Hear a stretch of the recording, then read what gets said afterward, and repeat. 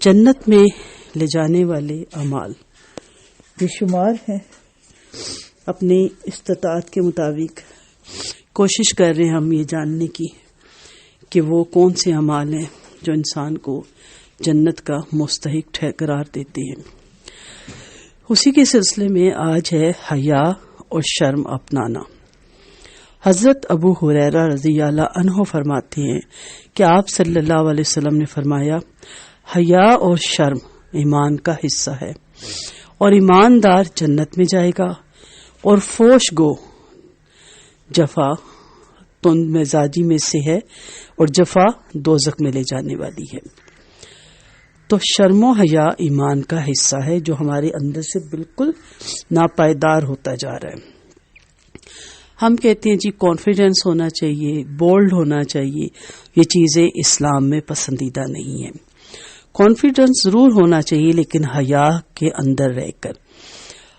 مرد کے لیے بھی اتنا ہی لازم ہے جتنا عورت کے لیے ہے.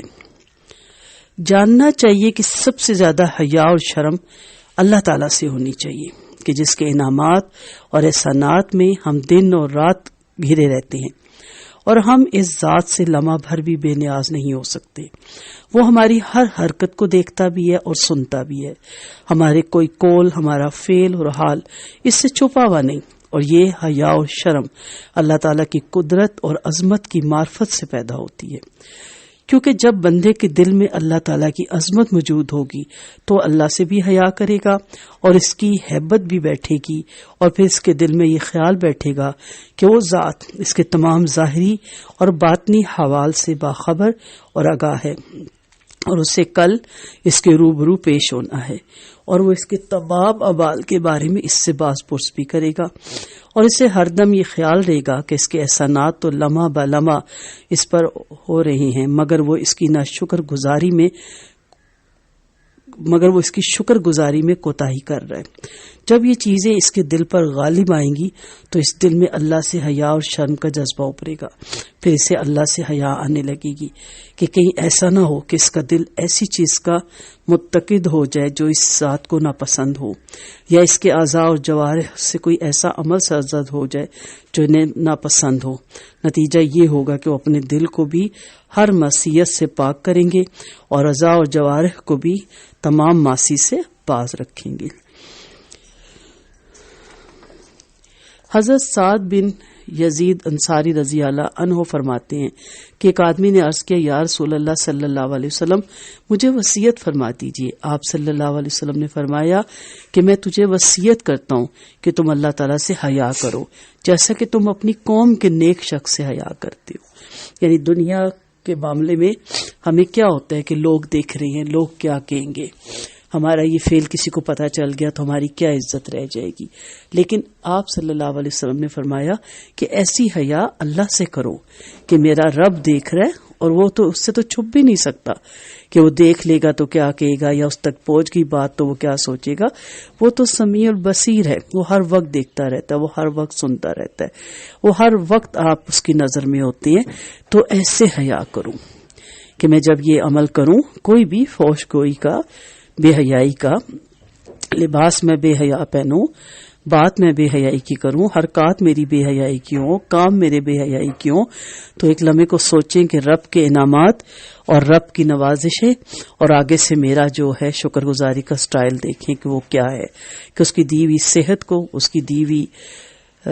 نعمتوں کو میں کس غلط کاموں میں لگا رہا ہوں یا لگا رہی ہوں.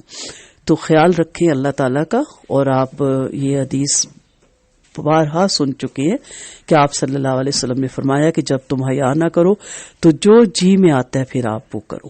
یعنی حیا نکل جائے تو پھر ایمان نکل جاتا ہے، پھر انسان بے حیائی کے کاموں میں شیر ہوتا چلا جاتا ہے، اور اس کو پھر حیا مانیہ ہی نہیں ہوتی اس چیز میں کہ وہ کیا کر رہا ہے. تو اس لیے کوئی حیادار ہو تو اس کو یہ نہ کہ تم میں تو کانفیڈنس ہی نہیں، تم تو بہت ہی شرماتے ہو یا شرماتی ہو. یہ اچھی چیز ہے. آپ دیکھیں موسیٰ علیہ السلام کے واقعے میں بھی جب ان کو وہ آتی ہیں خاتون بلانے کہ ہماری والد آپ کو بلا رہے ہیں تاکہ آپ کو اس نیکی کا معاوضہ دیں، تو وہ اس میں کیا ذکر آتا ہے کہ وہ حیا سے شرماتی ہوئی آئیں. تو حیا ویسے بھی زیور ہے، عورت کا تو بالکل زیور ہے. مرد کو بھی نگاہ نیچے رکھنی چاہیے اور مرد کو بھی کوئی ایسا کام نہیں کرنا چاہیے جو بے حیائی کے زمرے میں آئے۔ ذرا غور کیجئے اور اپنے دل سے پوچھئے کہ اگر میری قوم کا کوئی نیک آدمی مجھے کوئی غلط کام کرتے ہوئے دیکھ لے یا کوئی غلط بات کہتے ہوئے سن لے تو مجھے اس سے ضرور حیا آئے گی، تو مجھے اپنے رب العالمین سے حیا کیوں نہیں آتی، اور میں اس کی فوری گرفت اور پردہ داری سے کیسے مطمئن ہو کر بیٹھ گئی ہوں؟ کیونکہ جس شخص کو یقین حاصل ہو کہ اللہ تعالیٰ کی ذات اس کو ہر جگہ دیکھ رہی ہے، اس کے ظاہری اور باطنی حوال سے آگاہ اور باخبر ہے، اور اپنی خلوتوں میں اس کا استحضار رکھتا ہو، وہ پوشیدہ حالت میں بھی نافرمانی نہیں کرتا۔ لہذا ہوش مند انسان جو اپنی ذات کا خیر خواہ ہے، اسے یہ مبارک عادت حیا اور شرم اپنانی چاہیے، اور اس کو اپنے کردار اور اخلاق کا حصہ بنانا چاہیے، اور اپنے علوم اور اعمال اور اقوال اور احوال کی بنیاد بنانا چاہیے، کیونکہ اس حیا اور شرم کی بنا پر ہی حاصل کرنے والوں کو کچھ مقام حاصل ہوا ہے، اور اس کے فقدان کے باعث محروم ہونے والے محروم ہی رہتے ہیں۔ اللہ تعالیٰ سے ہی مدد کی درخواست کی جا سکتی ہے، اور اسی پر توکل اور بھروسہ کیا جا سکتا ہے، اور اسی کی طرف رغبت اور توجہ کی جا سکتی ہے، اور اسی سے التجا کی جاتی ہے کہ وہ ہمیں بھی اور ہمارے تمام مسلمان بھائیوں کو بھی علم اور عمل کی دولت حاصل کرنے کی توفیق عنایت فرمائے، اور وہ ذات ہی اس کی مالک اور احسان فرمانے والی ہے، اور وہ ہمیں کافی بھی اور بہترین کارساز ہے۔ اسی سے التجا کی جا سکتی ہے کہ وہ ہمیں باحیا بنائے، ہماری امت کی بچیوں اور بچوں کو باحیا بنائے، کیونکہ ہمارے لباس جو ان سے ہیں وہ حیا سے بالکل ہٹے ہوئے ہیں، اور ہماری حرکات بھی حیا سے بالکل ہٹی ہوئی ہیں۔ تو کوشش کریں کہ یہ جو چیز ہمارے اندر سے ناپائیدار ہوتی جا رہی ہے، اور ایک دفعہ ایک صحابی اپنے کس بیٹے کو کہہ رہے تھے کہ تم بہت حیا کرتے ہو، حیا نہ کیا کرو، تو آپ صلی اللہ علیہ وسلم پاس سے گزر رہے تھے تو آپ نے روکا کہ اسے مت روکو اگر یہ حیا دار ہے، حدیث کا مفہوم بتا رہی ہوں۔ تو حیا پسندیدہ اعمال ہیں، اور شرم و حیا اپنانا اچھی عادات میں سے شمار ہوتا ہے۔ اللہ نے فطرت میں یہ حیا ڈالی ہوتی ہے، لیکن ہم آہستہ آہستہ حیا ختم کرتے ہیں، اپنے بچوں کو ایسے کپڑے پہنا کر،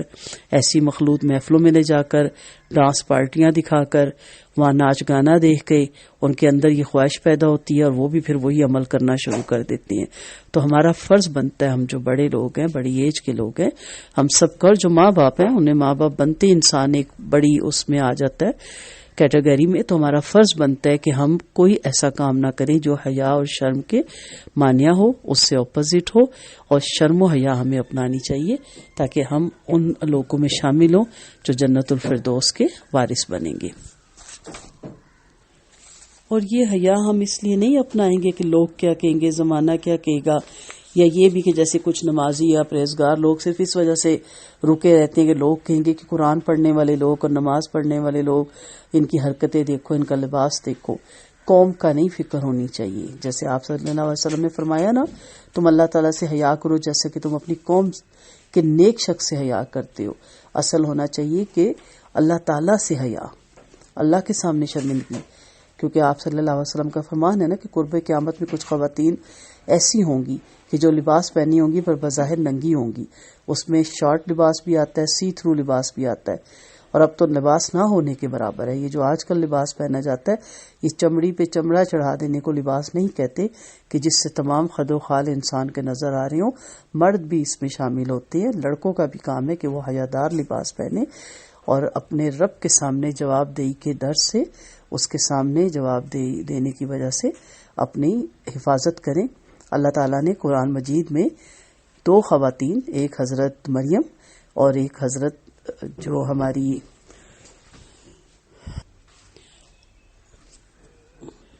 اور دوسری حضرت جو آسیہ ہے فرعون کی بیوی، ان کا ذکر کرتے ہوئے کہا کہ وہ دونوں بہت نیک سیرت اور حیادار تھیں، تو ان کی حیا کا وہاں تذکرہ کیا گیا ہے۔ تو عورت کی تو ویسی خوبصورتی حیا میں ہوتی ہے، تو ہم اللہ تعالیٰ ہم تمام عورتوں کو باحیا بنائے، کیونکہ ہماری گودوں میں نئی نسل نے پروان چڑھنا ہے۔ ہم میں حیا ہوگی تو ہمارے بچوں میں بھی حیا ہوگی، اگر ہم میں حیا نہیں ہوگی تو ہمارے بچوں میں بھی یہ چیز پھر ٹرانسفر نہیں ہوگی۔ اللہ تعالیٰ ہم سب کو باحیا اور نیک بنائے، آمین ثم آمین۔